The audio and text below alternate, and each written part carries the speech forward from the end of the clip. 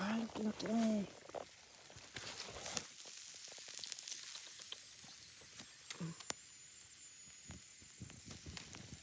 Nhiều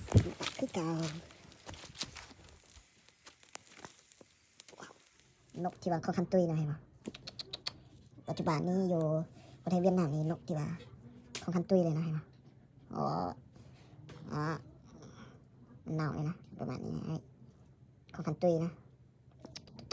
ผมหันล้วนๆนะrồiสวัสดีสมาชิกทุกท่านนะวันนี้ PCP R3 ไปเอาลามานะโดยที่ว่าปืนอโล AX Tactical เนาะเอามาแม่ล่าสุดปี2025นะตัวนี้นะ AX Tactical นะ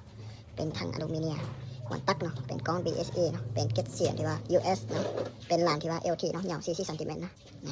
ประมาณนี้นะพวกนั้นอย่างนี้นะ1 2 3 4 5 6 7 8 9 10 11 12 13 14 15 16 17 18 19 20 21 22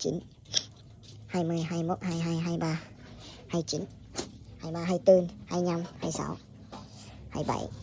29 23 24 25 26 27 28 29 30 31 32 33 34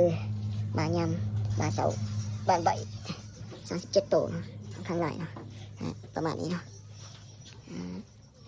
ไปเอาล่ามาตะเคยเนาะ1 2 3 4 5 6 7 8 9 10 11 12 12 13 14 15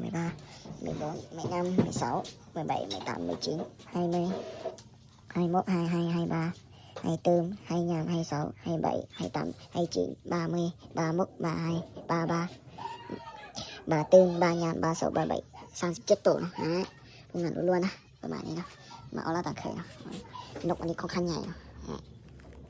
บ่ว่านกอีหยังเนาะประมาณนี้เลยเนาะ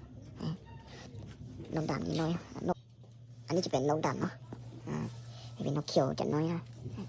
อันนี้จะใหญ่นะวันนี้อันนี้ได้3ตัวเนาะพอดีปิ้นกินตัวนึงได้เนาะมันนี่ก็ปิ้นกินที่ว่าค่อนข้างจะหลายนะประมาณนี้เลยน้ำเหลือเนาะข้าพเจ้าที่ว่ามันยิงลูกข้าพเจ้ามันยิงลูกคณะ 5.52 เนาะนั่นละ2 เอเกนเป็นลูกมอเตอร์เนาะข้าพเจ้าตั้งความไว้ลูกนี้90 เมตรต่อวินาทีเนาะ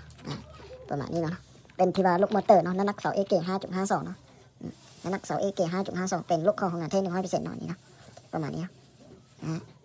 ผู้ใดต้องการลูกต้องการปืนอโลสามารถทางหาอีบอกหาเบอร์โทรตามหน้าจอนี้ได้เนาะ9182 709เนาะเบอร์โทรและเบอร์เอ็นเนาะวิดีโอนี้จบเพียงเท่านี้นะขอให้ติดตามวิดีโอต่อๆไปนะขอขอบใจนะ